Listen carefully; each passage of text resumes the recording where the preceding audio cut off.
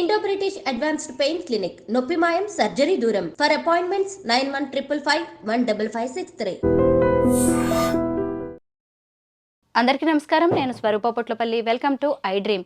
ఏదైనా విషయం గురించి మాట్లాడేటప్పుడు మనం రెండు వర్గాల గురించే మాట్లాడుకుంటాం, అది ఆడ మగ. కానీ మన సమాజంలో మరో వర్గం కూడా ఉంది, అదే ట్రాన్స్జెండర్స్. హిజ్రాలని మనం చాలా చిన్న చూపు చూస్తూ ఉంటాము. అంకిత రాజ్ పెళ్లి, ఆ తర్వాత వాళ్ళిద్దరం విడిపోవడంతో అనేక ప్రశ్నలు తెరమీదికి వచ్చాయి. అసలు హిజ్రాలు పెళ్లి చేసుకోవచ్చా? వారి సంసార జీవితం ఎలా ఉంటుంది? అర్ధనారీశ్వరులం అనే చెప్పుకునే వీళ్ళు సంసార జీవితాల వైపు ఎందుకు అట్రాక్ట్ అవుతున్నారు? ఇప్పటికీ కూడా యుగాలు మారినా కాలం మారినా కానీ ఈ ట్రాన్స్జెండర్స్ని సమాజం ఎందుకు చిన్న చూపు చూస్తోంది? వీటన్నిటి మీద మనకి క్లారిటీ ఇవ్వడానికి public speaker, family counsellor Rajani Rama గారు నాతో పాటు ఉన్నారు. ఆవిడతో మాట్లాడదాం. మేడం నమస్తే. నమస్తే. మనం హిజ్రాల గురించి, ట్రాన్స్జెండర్స్ గురించి మాట్లాడుకునే ముందు వీటన్నిటికీ తెర తీసిన అంకిత రాజ్ ఎపిసోడ్ గురించి మాట్లాడుకుందాం. వాళ్ళిద్దరూ పెళ్లి చేసుకున్నప్పుడు, అంటే అంకిత ట్రాన్స్జెండర్, రాజు నార్మల్ వ్యక్తి, అబ్బాయి. వాళ్ళిద్దరూ పెళ్లి చేసుకున్నప్పుడు వాళ్ళు అందరికీ రోల్ మోడల్స్ లా ఉన్నారు. ఇప్పుడు వాళ్ళిద్దరూ విడిపోయారు. దాంతో ఏంటి అసలు ఈ ట్రాన్స్జెండర్స్ జీవితాలు ఇంతేనా? ఇంకా వీళ్ళు కలిసి ఉండడం జరగదా? ఎవరు పెళ్లి చేసుకున్నా 4 రోజులైనా 3 నాళ్ళ ముచ్చటైనా అనే ప్రశ్నలు వస్తున్నాయి. మీరేమంటారు? ట్రాన్స్జెండర్స్ పెళ్లిళ్ళ మీద, ప్రేమ మీద మీ అభిప్రాయం ఏంటి? ఇప్పుడు అన్నీ మారిపోతున్నాయి, ఇది కూడా విపరీత ధోరణే అంటా నేను. మరి చిన్నప్పటి నుంచి చూస్తూ వస్తున్నాం వీళ్ళని. అప్పుడు ఇలాంటి కథనాలు ఏమీ లేవు, మనకు తెలియదు. ఏదో గేస్ అనేవారు, ఆడవేషాలు వేసుకుని తిరుగుతూ ఉండేవారు. ఏదన్నా ఎవరైనా ఫంక్షన్స్ జరుగుతున్నాయి, ఎవరైనా ప్రెగ్నెంట్గా ఉన్నారు అంటే ఆ ఇంటికి వచ్చి అడిగేవారు కానుకలు, ఆ గోడ మీద రాసిపోయేవారు. మళ్ళీ వచ్చి బాబో పాప పుట్టిన తర్వాత బ్లెస్సింగ్స్ ఇచ్చి ఆ డబ్బులు తీసుకుని వెళ్ళేవారు. అలా ఉండేది. పెళ్ళిళ్ళైనా గృహప్రవేశాలైనా అంతవరకే ఉండేది. ఏదో ఇచ్చిని తీసుకుని వెళ్ళేవారు. దీన్ని మనం చెడుగా మంచిగా ఎటు చెప్పలేం. జనరల్గా చెప్పాలి అని అంటే శృతి మించి ప్రతిదీ కూడా శృతి మించి రాగాన పడటం అంటారు కదా. ప్రతి ఒక్క విషయం సొసైటీలో ఇవాళ రోజున చూడండి, ఏ ఒక్కటి న్యాచురల్ సిస్టంలో వెళ్ళటం లేదు. ఏ విషయం కూడా మామూలుగా అమ్మాయిలు అబ్బాయిలు పెళ్ళిళ్ళు చేసుకున్నా అలాగే ఉంటుంది. ఒక మిడిల్ ఏజ్ వచ్చిన వైఫ్ అండ్ హస్బెండ్ కాపురాలు అలాగే ఉంటున్నాయి. అంటే గొడవలు, విడిపోవడాలు, అంటే ఏ ఒక్క విషయం తీసుకున్నా కూడా మనకి న్యాచురల్ సిస్టమ్ అనేది కనిపించడం లేదు. ఇది కూడా అలాగే. ఇప్పుడు వాళ్ళు గేస్గా ఉండి బయట తిరుగుతూ బెగ్ చేస్తూ వాళ్ళ జీవనం వాళ్ళు జీవించేవారు. కానీ వీళ్ళు ఎప్పుడైతే జెండర్ని చేంజ్ చేసుకుని సమాజంలో ఒక స్త్రీలుగా ఉండడానికి ఇష్టపడి స్త్రీలుగా చలామణి అవ్వాలన్న కోరికతో ఉన్నారు. అంటే నేను కరెక్ట్ చెప్పాను చూడండి, వీళ్ళు స్త్రీలుగా చలామణి సమాజం దృష్టిలో అనుకోవటంలా ఇంకా చాలామంది. అది బహుశా అనుకోలేరు కూడా. ఎందుకంటే పురుషులే స్త్రీలుగా వాళ్ళు మార్పులు చేయించుకుని ఆపరేషన్ రూపంలో కృత్రిమంగానే కదా. ఇప్పుడు ఫీలింగ్స్ అనేవి వాళ్ళకి లేడీస్ లాగా ఉండవచ్చేమో, కానీ బాడీలన్నీ జెంట్స్కి సంబంధించిన బాడీ, దాన్ని తీసుకొచ్చి జెండర్ చేంజ్ చేసి మేము ఆడవాళ్ళము, అర్ధనారీశ్వరలము అని వాళ్ళ యొక్క గౌరవాన్ని ఆపాదించుకుంటే నేను తప్పు పట్టడం లేదు. ప్రతి ఒక్క మనిషి కూడా సమాజంలో గౌరవంగా బ్రతకాల్సిందే. మరి వీళ్ళు గేస్గా ఉంటే ఎవరు కూడా అంత రెస్పెక్ట్ చేయటం లేదు. నా చిన్నప్పుడు నుంచి నేను చూసిన నా ఎక్స్పీరియన్స్, ఎవరు రెస్పెక్ట్ చేసేవారు కాదు. మేబీ వీళ్ళు జెండర్ చేంజ్ చేసుకుని ఒక స్త్రీలుగా ఉంటే గౌరవిస్తారేమో అని ఒక ఆలోచన, తర్వాత స్త్రీలుగా జీవించాలి అని ఒక ఆశ, తర్వాత స్త్రీలు పొందేటటువంటి జీవితం వాళ్ళు పొందాలని ఆశపడటము, తర్వాత వాళ్ళల్లో ఆ సెక్సువల్ కోరికలు స్త్రీలకు ఉన్నట్టే ఉంటాయని వాళ్ళు చెప్పడము, ఇవన్నీ చూస్తే ఇవన్నీ మనం కౌంట్లోకి తీసుకుంటే ఓకే, వాళ్ళు స్త్రీలుగా ఉండాలనుకుంటున్నారు, స్త్రీలలాగా బ్రతకాలి, స్త్రీలలాగా అన్ని కోరికలు తీర్చుకోవాలని వాళ్ళకి అనిపిస్తుంది, ఓకే యాక్సెప్టెడ్. కానీ ఇప్పుడు చూడండి, ఇప్పుడు రకరకాల వచ్చేసినాయి. ఎల్బిక్యూ మీరు చెప్తున్నారు, ఎల్జీబీటీక్యూ, ఇవన్నీ మనకు తెలుసా అండి? ఇప్పుడు ఈ గేస్లో కూడా మంచి కుటుంబాలకు చెందిన వాళ్ళు, హైలీ ఎడ్యుకేటెడ్స్ ఉంటున్నారు. ఇంకొక విషయం ఏంటంటే, వీళ్ళు ఒక సెర్టైన్ ఏజ్, ఒక టీనేజ్ అట్లా వచ్చిన తర్వాత ఇంట్లోంచి వచ్చేస్తారు. ఆ ఫీలింగ్స్ వాళ్ళకి ఉండి ఇంట్లో ఉండలేక ఎవరైనా ఏమన్నా అనుకుంటారని బయటకు వచ్చేస్తారు అని అనేవారు. ఇప్పుడు ఏం చేస్తున్నారంటే మంచిగా ఫుల్ ఎడ్యుకేషన్ తీసుకుంటున్నారు. తీసుకున్న తర్వాత ఫ్యామిలీ కమిట్మెంట్స్, రెస్పాన్సిబిలిటీస్ ఉంటే అవి కూడా తీరిపోయిన తర్వాత మాత్రం బయటకు వస్తున్నారు.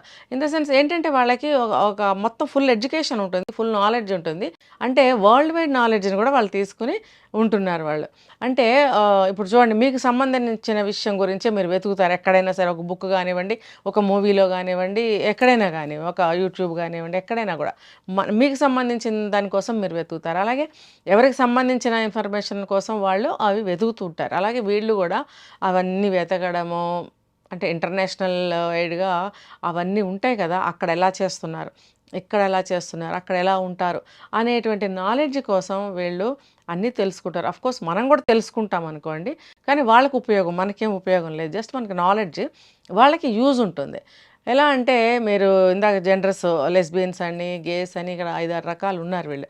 అయితే ఇందులో ఏది ఎలా, ఎందుకు, ఎలా చేస్తే మనం ఎలా మారుతాం, ఎలా మారితే మనకి బెనిఫిట్ ఉంటుంది, ఇవన్నీ వాళ్ళకి సంబంధించిన నాలెడ్జ్. కాబట్టి వాళ్ళకి కావాల్సిన నాలెడ్జ్ తీసుకుని తర్వాత పరిణామ క్రమంలో ఏం చేస్తున్నారంటే, నాకు తెలిసిన నాలెడ్జ్ ప్రకారం వీళ్ళు జెండర్ చేంజ్ చేసుకుని ఒక గేగా ఉంటే లాభం లేదు, ఒక స్త్రీగా ఉంటే మనకు గౌరవంగా ఉంటుంది. అది మంచి ఆలోచనే, తప్పు నేను పట్టడం లేదు. ఒక స్త్రీలుగా ఉంటే కూడా వాళ్ళ జోలికి ఎవరు వెళ్ళరు. అలాగే వాళ్ళు ఒక మేల్ బాడీతో, స్త్రీ మనస్తత్వంతో ఒక స్త్రీగాను బ్రతకగలుగుతున్నారు. ఆ స్త్రీని ఎలా ప్రొటెక్ట్ చేసుకోవాలో మేల్ బాడీతో ప్రొటెక్ట్ చేసుకుంటున్నారు. నా చిన్నప్పుడు ఎవరు కూడా తప్పుగా అనుకోకండి, నేను చూసినవి మాత్రమే నేను ఎప్పుడు మాట్లాడతాను. మా చిన్నప్పుడు వాళ్ళ జోలికి వెళ్ళాలంటే అందరూ భయపడేవారు. ఎందుకంటే వాళ్ళు కొంచెం అటాక్ కూడా చేసేవారు అప్పట్లో. ఇప్పుడు ఎవరు అటాక్ చేయటం లేదు. మేబీ ఎక్కడన్నా ఉన్నారేమో నాకు తెలియదు. సో భయపడేవారు, ఎందుకంటే ఫిజికల్గా వాళ్ళు మేల్ బాడీ, కానీ మనస్తత్వంగా చూస్తే ఆడవాళ్ళు. అది వాళ్ళకి ప్రొటెక్షనే. కానీ మిగిలిన వాళ్ళకి కొంత భయము, ఏదైనా తేడా వస్తే అటాక్ కూడా చేస్తారు. సో అలా ఉండేది వాళ్ళ యొక్క స్టైలు, లైఫ్ కానీ ఏదైనా కూడా.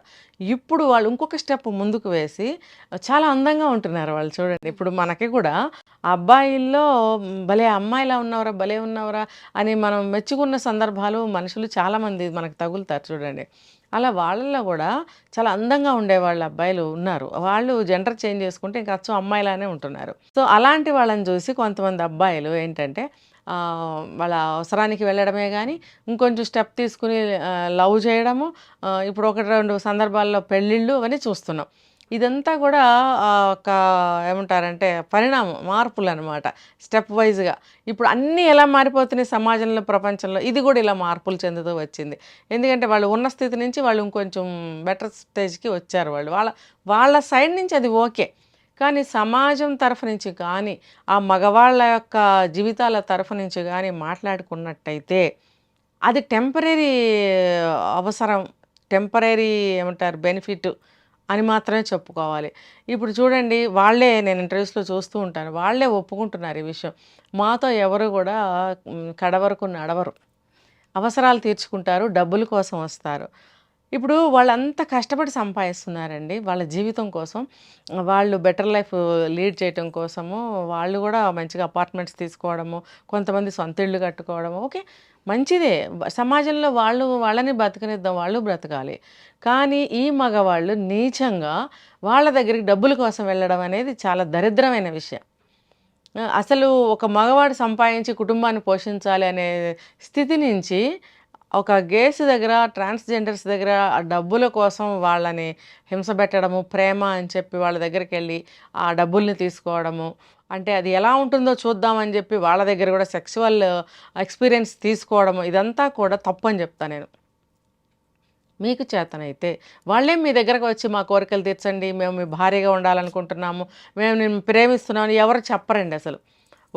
కొంతమందిని నేను విన్నాను, వాళ్ళు మాకు అలాంటి ఫీలింగ్స్ వచ్చినా మేము చెప్పం, ఎందుకంటే మా లైఫ్ ఏంటో మాకు తెలుసు, దాని యొక్క రిజల్ట్స్ ఎలా ఉంటాయో మాకు తెలుసు. కాబట్టి నిజంగా మేము ఒక ఆడ మనసుతోటి ఒక మగవాడిని మేము ఇష్టపడినా కూడా మేము బయటకు చెప్పము, ఖచ్చితంగా చెప్పం. ఎందుకంటే మళ్ళీ మేము వాళ్ళని చూడొచ్చు, మళ్ళీ 2 మాటలు మాట్లాడచ్చు, ఆ అవకాశాన్ని మేము ఎందుకు పోగొట్టుకుంటాం. ఆ రకంగా మా చిన్న కోరిక తీరుతుంది కదా, ఒక అబ్బాయితో మేము ఒక ఫ్రెండ్షిప్లో ఉన్నాము, మాకు ఒక బాయ్ ఫ్రెండ్ ఉన్నాడు అని మేము తృప్తి పడతాము. పెళ్ళి వరకు మాకు ఇష్టం ఉండదు, కావాలంటే మాతో అవసరాలు తీర్చుకోండి అంతవరకే అని చెప్తామని కూడా అంటున్నారు వాళ్ళు. అలాంటప్పుడు పాపం వాళ్ళకి ఆశలు రేపేది వీళ్ళు. ఎందుకు అంటే అందరూ అని చెప్పను, కొంతమంది వీళ్ళ డబ్బు అవసరాల కోసం, టెంపరరీగా వీళ్ళ సుఖాలు అవసరాల కోసం. ఇది చాలా తప్పు కదా ఇది. ఇప్పుడు మీరు అంకితా రాజు గారు గురించి అడిగారు. తను కూడా పాపం నేను చూశాను డే 1 నుంచి ఆవిడ ఇంటర్వ్యూస్ కొన్ని చూశాను చాలా వరకు. తను చెప్పింది ముందే, మాకు అలాంటివి కుదరవు, మాకు ఇష్టాలు ఉన్నా సరే మేము ఎంకరేజ్ చెయ్యము, మేము మీకు ఏమంటారు ఒక సపోర్ట్గా కానీ ఎంకరేజ్మెంట్గా కానీ మేము ఉండలేము, ఎందుకంటే మా లైఫ్ మాకు తెలుసు, మా వల్ల మీకు పిల్లలు పుట్టరు, తర్వాత మాది మేల్ బాడీ ఉంటుంది. ఇవన్నీ కూడా నేను వివరించి చెప్పాను. మీ ఫ్యామిలీ మంచి ఫ్యామిలీ, ఒప్పుకోరు. కోర్స్ అంకితా నాయుడు అనే ఒక అమ్మాయి ఫ్యామిలీ కూడా మంచి ఫ్యామిలీ, చాలా బాగుంది. తన ఫ్యామిలీతో తన బాండ్ కూడా చాలా బాగుంది. సేమ్ ఇప్పుడు మన ఆడపిల్లలు ఎలా ఉంటున్నారో అలాగే తన ఫ్యామిలీ కూడా ఉంది. ఉన్నప్పుడు తను కూడా కొంచెం ఉన్నతమైన భావాలతో పెరిగి ఉంటుంది, బాగా చదువుకుంది. తను కూడా చదువుకున్నప్పుడు ఎంత చెప్పినా అతను లేదు, నువ్వు అసలు ఆవిడ అమ్మాయనే అనుకుని లవ్ చేసేసాడంట ముందు అని ఒక ఇంటర్వ్యూలో నేను చూశాను. ఆ అమ్మాయి అనుకుని నేను ఇష్టపడిపోయాను, లవ్ చేసేసాను, తర్వాత తెలిసింది అమ్మాయి కాదని. అంత మాత్రం చేత నా ఇష్టం చచ్చిపోలేదు, నాకు చావైనా బతికైనా చివరి వరకు ఏమితోనైనా ఒక ఇంటర్వ్యూలో కూడా చెప్పాడు ఆయన. సరే, అతన్ని బాడీ లాంగ్వేజ్ కానీ అతని మాట తీరు కానీ నాకు జెన్యున్గానే కనిపించింది అప్పట్లో. అయితే అతను కూడా మోసం చేద్దామన్న ఉద్దేశంతో ఇందులోకి వచ్చాడని నేను అనుకోను. ఎందుకంటే అతను అమ్మాయి కాదు అనుకుని లవ్ చేయాలి, అమ్మాయి అనుకుని లవ్ చేశాడు కాబట్టి ప్యూర్ లవ్. తర్వాత వాళ్ళిద్దరు కలిసి ఉన్నప్పుడు కూడా నేను గమనించింది ఏంటంటే చాలా బాగా ఉన్నారు వాళ్ళిద్దరు. తను కొన్ని ఇంటర్వ్యూస్లో నాకు పిల్లలు పుట్టరు, వేరే పెళ్లి చేసుకో, నాతో ఇలా ఉంటే ఉన్నావులే, నువ్వు వేరే పెళ్లి చేసుకో, నీకు వంశం కావాలి, పిల్లలు కావాలి అని అన్నప్పుడు నాకు వంశం ఆగిపోయిందని బాధ నాకు ఉంది. మా వాళ్ళు కూడా అబ్జెక్ట్ చేస్తున్నారు, పెళ్ళైన తర్వాత అబ్జెక్ట్ చేశారని కూడా చెప్పాడు. ముందైతే అబ్జెక్ట్ చేస్తున్నారు, అయినా కూడా నేను ఒప్పిస్తాను. వాళ్ళు ఎట్టి పరిస్థితుల్లో ఒప్పుకోలేదు, ఎలాగో ఒప్పించాను, చేసుకున్నాడు. చేసుకున్న తర్వాత కూడా అతను ఫీల్ కాలేదు, పిల్లలు పుట్టరని కూడా బాధపడ్డాడు. తర్వాత బాధపడినా కూడా ఒక బాబునో పాపనో తెచ్చి పెంచుకుందామని కూడా అనుకున్నారు. నాకు చాలా గొప్పగా, విచిత్రంగా, ఆశ్చర్యంగా, రకరకాల ఫీలింగ్స్కి నేను కూడా లోనయ్యా. అరే ఇలా కూడా ఉంటారా అని. అయితే కొద్ది రోజుల్లోనే నేను ఈ న్యూస్ వినేటప్పటికి చాలా ఆశ్చర్యపోయా. అంత కమిట్ అయిన వ్యక్తి ఇద్దరూ కలిసి ఒక అండర్స్టాండింగ్కి వచ్చి ఒక పాపను బాబుని తెచ్చి పెంచుకుందాము అని అనుకున్నప్పుడు ఇలా సడన్ చేంజ్ ఎందుకు వచ్చింది అని నేను విన్నది ఏంటంటే, ఇప్పుడు అబ్బాయి పేరెంట్స్ ఇప్పుడు గొడవ చేస్తున్నారు, సొసైటీలో అతనికి హేళనలు, అవమానాలు ఎదురవుతున్నాయి, కాబట్టి అతను ఈ నిర్ణయం తీసుకోవాల్సి వచ్చింది అని అన్నారు. ఇక్కడ నేను కనెక్ట్ అవ్వలేకపోయాను. ఎందుకంటే అతను ఏం చెప్పాడు, ఎవరు ఒప్పుకున్నా ఒప్పుకోకపోయినా మేము పెళ్లి చేసేసుకున్నాం, లైఫ్ అంతా చావైన బ్రతికైనా తనతోనే అని పబ్లిక్ ముఖంగా చెప్పిన అతను ఇప్పుడు దేనికి అతను లొంగిపోయి ఇలా వెనక్కి వెళ్ళాడో నాకు తెలియదు. అంటే అతను మోసం చేశాడని ఖచ్చితంగా చెప్పను, కానీ అతను ఆశ అయితే పెట్టాడు. అతను పబ్లిక్లో ఛానల్ దగ్గర కూర్చొని అంత ఇదిగా అమ్మాయితో వాగ్దానం చేసినప్పుడు తను నిజంగా చాలా ఏమంటారు అంకితం అయిపోయి ఉంటుంది కదా, తన లైఫ్ని అతనికి అంకితం చేసి అతనే సర్వస్వం అనుకుని ఇంకా మనసుని బాగా ఇది చేసుకుని ఉంటుంది కదా. కానీ సడన్గా అందులోంచి బయటికి రావాలంటే తనకి చేత కావట్లేదు. ఇప్పుడు అంతా వాళ్ళు చెప్తారు, మాకు ఈ లైఫ్ దొరకదు, దొరికినా అది శాశ్వతం కాదు, మేము దానికి సిద్ధపడే ఉంటాము అనే చెప్తూ వస్తున్న వాళ్ళే ఇప్పుడు అంత బాధపడే స్థితిలో ఉన్నారు అని అంటే అది చూడండి, మనం అర్థం చేసుకోవాలి. వాళ్ళని ఆ స్థితికి తీసుకొచ్చింది ఎవరు? ఈ మగవాళ్లే కదా. మీరు మోసం చేయాలని అనుకోలేదు, కానీ పరిస్థితులకైతే లొంగి వెనక్కి తగ్గారుగా. అలాంటప్పుడు మీరు వాళ్ళు అవసరాలకి రమ్మనే చెప్తారు, డబ్బులు తీసుకుంటారు, వీళ్ళు ఏదో అవసరం తీర్చుకుంటారు, వస్తారు. అలా రండి మా దగ్గరికి, మాకు సింపతి చూపించకండి, మేము ఇలా కాకపోతే ఇంకో రకంగా మేము బ్రతకలేము, కాబట్టి మీరు రండి, మేము కాదనం. కానీ మమ్మల్ని లవ్ చేసి లొంగదీసి పెళ్ళని మమ్మల్ని కమిట్ చేయొద్దని కూడా కొంతమంది చెప్తారు. ఇదన్నా తెలుసుకుని వాళ్ళు అలానే ఉపయోగించుకుని అలానే వదిలేస్తే బాగుంటుంది. తర్వాత అసలు ఆ దృష్టితో ఎందుకు చూడాలి? మీరు ఒక సిస్టర్గా చూడలేరా? ఇప్పుడు మన ఇంట్లోనే ఎవరన్నా అలా అయిపోతే మనం ఏమనుకుంటాం? ఏదో ఒక చేయూతనిస్తాం, ఒక ప్రేమ, ఒక ఏమంటారు, ఒక జాలి, అటువంటివి మనం అందిస్తాం వాళ్ళకి. వీలైతే ఏదైనా సహాయం, సపోర్టు అందిస్తాం కదా. మరి వాళ్ళని ఎందుకు మనం అలా తక్కువ చేయటం? చూడండి, వాళ్ళు ఎవరి జోలికి రారు, వాళ్ళ లైఫ్ వాళ్ళు లీడ్ చేయడానికి వాళ్ళు సిద్ధపడే ఉంటారు. ఇంకొకటి ఏంటంటే, వాళ్ళు ఎటూ కాని అవస్థ నుంచి బయటపడి ఏదో ఒక దారిని ఎంచుకుని అందులో పర్మనెంట్ అయ్యి కాంప్రమైజ్ అయ్యి బ్రతుకుతున్నప్పుడు వాళ్ళ మానసిక స్థితి చాలా సున్నితంగా ఉంటుంది. ఇటు మగవాడిగా బ్రతకలేక, ఆడదానిగా బ్రతకలేక, అటు ఇంటిని కుటుంబాన్ని వదిలేసుకుని ఇక్కడికి వచ్చి ఈ కమ్యూనిటీలో ఎవరెవరో తెలియకుండా వీళ్ళే అత్తయ్య, పిన్ని, చెల్లెలు, కూతురు ఇలా వరుసలు కలుపుకొని ఏదో టెంపరీ తృప్తులతో బతుకుతున్నప్పుడు మనం వెళ్ళి ఎందుకు కెలకాలి? చేతనైతే ఏదన్నా వాళ్ళకి వేరే విధంగా సహాయపడండి. అంతేగాని వాళ్ళకి ఆశలు రేపి పెళ్లి వరకు తీసుకొచ్చి ఆ పెళ్ళి అనేది ఎలా ఉంటుందో వాళ్ళకి తెలుసు, వీళ్ళకి తెలుసు. కాబట్టి ఫైనల్గా నేను చెప్పేది ఏంటంటే, ఇలాంటి మగవాళ్ళు వాళ్ళు ఒప్పుకుంటారు కాబట్టి అవసరాలకి వెళ్ళండి, డబ్బు సాయం ఇచ్చేసి వచ్చేసేయండి. సిగ్గు ఎగ్గు లేకుండా వాళ్ళ దగ్గర డబ్బుల కోసం వెళ్ళడం ఏంటి? ఒక మగ పుట్టి సంపాదించి కుటుంబాన్ని పోషించాల్సిన ఒక మగవాడు నీచాతి నీచంగా అటువంటి స్త్రీల దగ్గరికి వెళ్ళి డబ్బులు అడుక్కోవడం అనేది దిగజారుడుతనమే. నేను వీళ్ళకి చెప్పేది ఏంటంటే, ట్రాన్స్జెండర్స్కి మీరు కూడా ఎక్కువ మీరే చెప్తున్నారు, మేము ఆశలు పెట్టుకోము, మనసుని చాలా కంట్రోల్లో పెట్టుకుంటాము, మేము ఎటువంటి ప్రేమలకి మేము లొంగము, మాకు ఇష్టమే కానీ మేము లొంగం, మేము సిద్ధపడి ఉంటాం అని అన్నప్పుడు మీరు కూడా మైండ్ని కంట్రోల్లో పెట్టుకొని మీ లైఫ్ని మీరు మంచిగా లీడ్ చేసుకోండి. ఎవరిని నమ్మకండి, దానివల్ల మీ సున్నితమైన హృదయాలు ఇంకా గాయపడతాయి. గవర్నమెంట్ ఏం చేయాలంటే వీళ్ళకి కూడా ఏదన్నా ఉపాధి కల్పించే అవకాశాల వైపు ఆలోచిస్తే మంచిది. ఎందుకంటే సమాజంలో మార్పులు రకరకాలుగా చాలా ఫాస్ట్గా వస్తున్నాయి. ఇలా ఫాస్ట్గా రకరకాల మార్పులు జరుగుతున్నప్పుడు ఏ విషయంలో మార్పులు వస్తాయో తెలీదు. అంటే అది ఎటువంటి విషయమైనా కావచ్చు, ఎటువైపుకి దారితీస్తుందో తెలియదు. అలాంటప్పుడు ఇది ఒక కొత్త సమస్యగా మొదలైన ఈ మధ్య ఇలాంటివి వీళ్ళకి కూడా ఒక ఉపాధి చూపిస్తే వాళ్ళు కూడా ఏదైనా బ్రతుకు తెరువు చేసుకుంటూ వాళ్ళ కమ్యూనిటీలో వాళ్ళు గౌరవప్రదంగా సంతోషంగా బ్రతకగలుగుతారు. వాళ్ళని మనం కెలికి బాధ పెట్టి గాయం చేసి మనం అలా చేయటం అనేది చాలా దుర్మార్గం అంట నేనైతే. రజనీ గారు, అసలు ఇందులో సమాజం పాత్ర ఎంత? ఈ రోజుకి ఒక కుల వివాహం కావచ్చు, కులాంతర వివాహం కావచ్చు, ఒక ప్రేమ వివాహాన్ని కూడా సమాజం యాక్సెప్ట్ చేయలేకపోతుంది.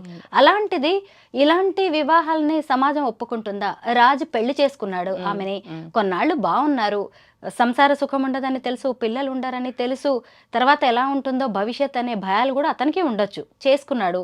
ఆ తర్వాత మళ్ళీ వెళ్ళిపోవాల్సిన పరిస్థితులు వచ్చాయి. అంటే ఇందులో సమాజం పాత్ర కూడా ఉంది కదా, అతని మెంటాలిటీతో పాటు సమాజం కూడా ఈ రోజుకి వీటిని యాక్సెప్ట్ చేయలేకపోతుంది. మరి ఏం చేయాలి దీని మీద? అంటే సమాజాన్ని ఒక ప్రేమ వివాహాలు తీసుకోండి, ఆ రోజుల్లో ఈ రోజుల్లో ఏ రోజుల్లో కూడా అబ్జెక్షన్స్ వస్తూనే ఉన్నాయి ప్రేమ వివాహాలకి. మరి వీటికి రావండి. ఇంకొకటి, అతను సమాజాన్ని కుటుంబాన్ని ఎదిరించి ఆయన ఎవరు రాజుగారు పెళ్లి చేసుకున్నప్పుడు తను ట్రాన్స్జెండర్ అని తెలియకుండా ప్రేమించాను అమ్మాయి అనుకున్నాను అన్నాడు. కాబట్టి అంటే నాకు వస్తున్న అనుమానం మాత్రమే, ఒకవేళ తప్పు కూడా అయి ఉండొచ్చు, ఊరికే నా ఒపీనియన్ నేను చెప్తున్నా. అలా అనుకున్నాడు కాబట్టి కమిట్ అయ్యాడా పెళ్ళికి కదా? ఇప్పుడు అతను అమ్మాయి అనుకుని ప్రేమించాను కాబట్టి మాట తప్పలేక చేసేసుకున్నాడా పెళ్ళి? తర్వాత మీరు అన్నట్టు సమాజం యాక్సెప్ట్ చేయటం లేదు అనేటువంటి తీవ్రమైన ఏమైనా ఎదుర్కొన్నాడా ఆయన? ఎదుర్కోవటం వల్ల ఆ విషయాన్ని హైలైట్ చేసి నేను ఎందుకే దూరం అవుతున్నానని అన్నాడా? ఇది ఏదైనా సరే, ఇది ఒకవేళ కరెక్ట్ అయితే కనుక నష్టపోయింది, బాధపడింది అంకిత మాత్రమే అని చెప్తాను నేను. కాబట్టి సమాజం ఎప్పుడూ కూడా ఇలాంటివి యాక్సెప్ట్ చేయదండి. ఎందుకంటే ఇది ప్రకృతి విరుద్ధమైనటువంటి విషయాలు, అంత ఆరోగ్యకరమైన విషయాలు కాదు, సమాజాన్ని ముందుకు తీసుకెళ్లే విషయాలు అంటే కూడా కాదనే చెప్పచ్చు. ఎంతమంది సమాజం ఒప్పుకుంటే సమాజం ముందుకెళ్తుంది, సమాజం ఏ విషయంలోనూ ఒప్పుకోకపోతే సమాజం ముందుకెళ్తుందా చెప్పండి? ఉన్న చోటే ఉంటుంది, లేదంటే ఇంకొంచెం వెనక్కి వెళ్తుంది.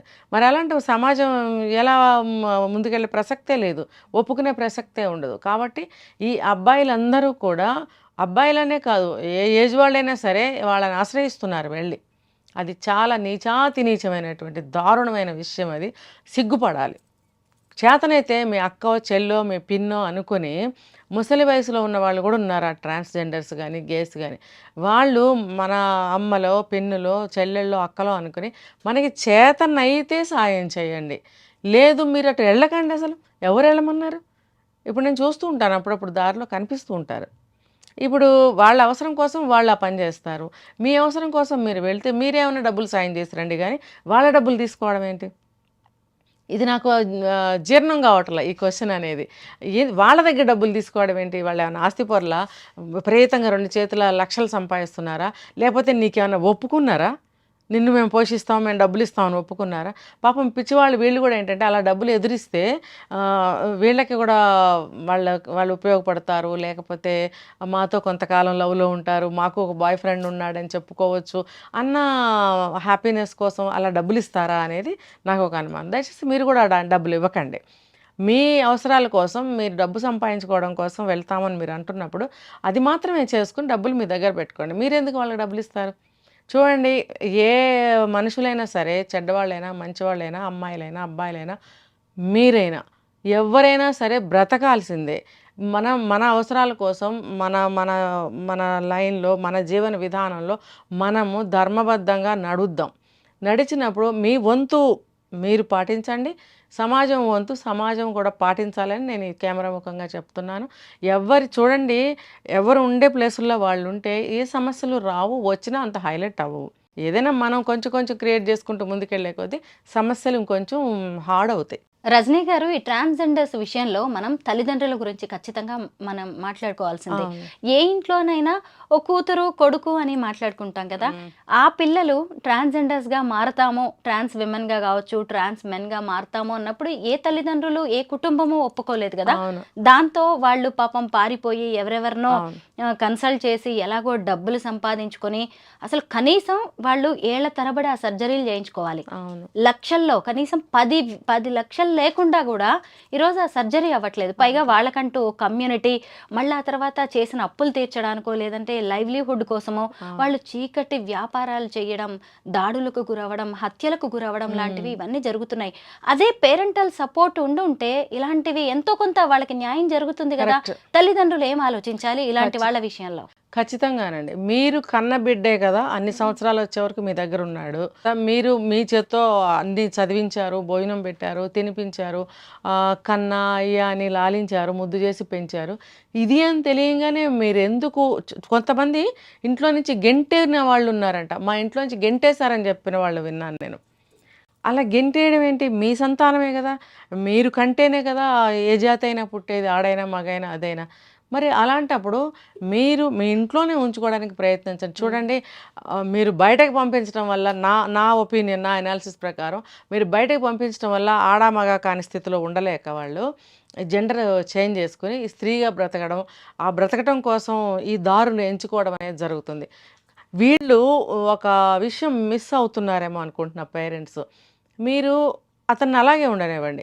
ఒకవేళ తనే ఉండలేక వెళ్ళిపోతే దానికి మీరు ఊరుకోండి. ఎందుకంటే అతని స్వేచ్ఛ కావాలి, అతనికి కూడా ఒక స్వేచ్ఛ కావాలి కదా. తను ఇమడలేకపోతున్నప్పుడు పోనీ ఎక్కడ ఉంటాడు అక్కడ వాళ్ళ సుఖం కోరిన వాళ్ళైతే పోనీ ఊరుకోండి. కానీ మేమున్నాం, మేము చూసుకుంటాము, నువ్వు ఒక కొడుకుగానే చూసుకుంటాము, నువ్వు ఆ అమ్మాయి ఫీలింగ్స్ వస్తే నువ్వు ఫీల్ అవ్వు, అంతేగాని ఇంట్లో నుంచి వెళ్ళిపోకు, మేము చూసుకుంటాము అని అన్నట్టయితే ఇన్ ఫ్యూచర్ ఏమవుతుందంటే వీళ్ళకి కూడా తను అండగా ఉంటాడుగా. పెద్ద వయసు వచ్చిన తర్వాత వీళ్ళని చూసుకుంటూ ఉంటాడు కదా. కానీ ఇక్కడ కంప్లీట్గా పేరెంట్స్ని కూడా ఈ సెకండ్ ఫేజ్లో మాట్లాడుకోవాలంటే పేరెంట్స్ని కూడా మనం తప్పు పట్టలేము. ఎందుకంటే లేడీ ఫీలింగ్స్ వచ్చినప్పుడు వీళ్ళకి ఒక పురుషుడి యొక్క పొందు కావాలి. ఆ అవసరం ఎక్కడ తీరుతుంది? ఇప్పుడు ఇంట్లో చూడండి, ఇంకో అన్నయ్య అన్న భార్య ఉంటారు, అలాంటి వాళ్ళని చూస్తూ వీళ్ళు ఉండగలరా? ఉండలేరు కదా. అలాంటప్పుడు వాళ్ళకు కూడా ఆ పొందు కావాలి, ఒక పురుషుడు సాంగత్యం కావాలి. అందుకే వాళ్ళు మ్యాక్సిమం ఇంట్లోంచి వెళ్ళిపోతారు. కానీ వాళ్ళకే వాళ్ళ ఇంట్లోంచి తరమటం అనేది అమానుషం. సెర్టెన్ టైం వచ్చిన తర్వాత అసలు వాళ్ళే ఉండలేక మ్యాక్సిమం 100% వాళ్ళే వెళ్ళిపోతారు, ఎవ్వరూ ఉండట్లేదు ఇంట్లో. కానీ అని చూడండి, ఒకవేళ మీకు వర్కౌట్ అవుతుంది అనుకోండి, వాళ్ళని ఇంట్లోనే ఉంచుకొని వాళ్ళ మంచి చెడ్డ చూసుకోండి. అంటే కొంతమందికి కంప్లీట్గా అమ్మాయి ఫీలింగ్స్ రావట, ఏదో అలా కొంతవరకు వాళ్ళ ఇంట్లోంచి వెళ్ళిపోవాలి, జెండర్ చేంజ్ చేసుకోవాలి అని కొంతమందికి అనిపించదట. ఒకవేళ వెళ్ళిపోయినా జెండర్ చేంజ్ చేసుకోవాలని అందరికీ అనిపించదట. గేస్గా అలా ఉండటానికి ఓకే ఉంటారట. అలా ఉండాలని అనుకున్నప్పుడు మీరు కూర్చుని పిల్లలతో మాట్లాడండి. అది ఏ వయసు అయినా, 14 అయినా 25 అయినా వాళ్ళు కూర్చోబెట్టి మాట్లాడితే, నువ్వు మాతోనే ఉంటావా అని అడగండి. నువ్వు మాతోనే ఉండు, ఇప్పటి వరకు నువ్వు మాతోనే ఉండవు, మేమే పెంచాం, మాతోనే ఉండు, రేపు నీకు మేము మాకు నువ్వు అండాదండాగా మనం ఉందాం. ఇందులో ఏ తప్పు లేదు. మేం కన్నబిడ్డవే కదా, ఎక్కడి నుంచో తెచ్చి ఇంట్లో పెట్టుకోలేదు. సమాజం ఎందుకు అంటుంది, ఏమంటుంది? సరే ఏమన్నా సరే, ఒక అమ్మాయి వెళ్తున్నా వెక్కిరిస్తారు, ఒక అబ్బాయి వెళ్తున్నా వెక్కిరిస్తారు, ఒక ముసలామె వెళ్తున్నా ఎక్కిరిస్తారు. ఎవరు వెళ్ళినా సమాజం అనేది వెక్కిరిస్తూనే ఉంటుంది. అలాగే మిమ్మల్ని వెక్కిరిస్తారు. ఇందులో పెద్ద డిఫరెన్స్ ఏముంది? అంతే కదా. ఇప్పుడు వెళ్తున్నామండి, ఆమె వెనక నుంచి అలా నడుస్తుంది, ఆమె చీర అలా కట్టింది, తిప్పుకుంటుంది అని ఆడవాళ్ళు అంటారు. ఏ వయసు వాళ్ళనైనా చూడండి, ఎవరిని అనాల్సిన కామెంట్స్ వాళ్ళని అంటూనే ఉన్నారు కదా. అలాగే నిన్ను అంటారు, మమ్మల్ని అన్నట్టే నిన్ను అంటారు. నిన్ను స్పెసిఫిక్గా నిన్నే ఏమి అనరు, మమ్మల్ని కూడా అంటున్నారు. మేము భరించడం లేదా, నువ్వు భరించు. ఫ్యాక్ట్ నువ్వు యాక్సెప్ట్ చెయ్యి. ఫ్యాక్ట్ అదే కదా. ఎస్, నేను అదే యాక్సెప్ట్ చెయ్యి అంటారు, అనని. అంతకన్నా మించి వెళ్తే మనకి మనం ఏం చేయాలో అప్పుడు చూద్దాం. అటువంటి సమస్య రానంత వరకు మాకు నువ్వు నీకు మేముగా ఉంటాం అని అయితే చూడాలి, మాట్లాడైతే చూడాలి. కానీ వాళ్ళు, నేను ఇందాక చెప్పినట్టు, ఒక పురుషుడితో ఉండాలి, ఆ కోరికలు తీర్చుకోవాలి అని అనుకున్నప్పుడు, వెళ్ళిపోతాం అన్నప్పుడు మనం ఏమీ చేయలేం. అప్పుడు మనం తల్లిదండ్రులు తప్పుపట్టాల్సిన పరిస్థితి కాదు అది. వాళ్ళని పంపించడమే మంచిది, ఎందుకంటే వాళ్ళు హ్యాపీగా ఉంటారు. రజనీ గారు, ఈ ట్రాన్స్ కమ్యూనిటీని మనం అర్ధనారీశ్వరులుగా చూస్తాం, పార్వతీ పరమేశ్వరుల ప్రతిరూపంగా చూస్తూ ఉంటాం. మన ఇంట్లో మంచికి పిలుస్తాము, ఓ షాప్ ఓపెన్ అయితే వాళ్ళని పిలిచి ఆశీర్వాదాలు తీసుకుంటాము, మన పిల్లల్ని ఆశీర్వదించమంటూ ఉంటాము. ఇంత మంచిగా వాళ్ళని చూసే మనము, మరి వాళ్ళకంటూ ఒక కుటుంబం వద్దా, వాళ్ళకంటూ ఒక భర్త వద్దా, వాళ్ళకంటూ ఒక హక్కు లేదంటారా? అదే ఇప్పుడు మనం ఇందాక మాట్లాడుకున్నాం, అది న్యాచురల్ సిస్టమ్ కాదు కదా. ఇప్పుడు భర్తగా ఎవరైనా ఉంటామంటే పని చేసుకోమనండి. ఇప్పుడు చూస్తున్నాము, రాజు చేసినట్టే ఉంటుంది. ఆ రాజుగారు అన్న ఆయన మంచి ఎడ్యుకేటెడ్ మేనేజర్ లెవెల్లో పోస్ట్లో ఉన్నాడు, ఆయన జాబు. అంకిత కూడా బాగా పీజీ వరకు చదివిందని విన్నా నేను. మరి అంత చదువుకునే ఎడ్యుకేటెడ్స్ మధ్యనే అండర్స్టాండింగ్ లేదు, ఒక ఏమంటారు, ఒక డెడికేషన్ లేదు, ఏమీ లేదు. ఏదో అనుకున్నారు, చేసుకున్నారు, మళ్ళీ ఎవరో ఏదో అన్నారు, విడిపోయారు. అలా ఉంటే భర్తగా అతనే ఉండలేకపోతే, అంత బాగా ప్రేమించిన వాడు ఇంకెవరు ఉంటారు చెప్పండి? వాళ్ళల్లో అరేంజ్ చేసి ఒక అబ్బాయితో మ్యారేజ్ చేయగలరా? అసలు అది ఉంటారా వచ్చిన వాళ్ళు? ఇప్పుడు ఇదే మనకి ఎగ్జాంపుల్, ఈ రాజుగారు. ఇది వాళ్ళకి తెలియాలి.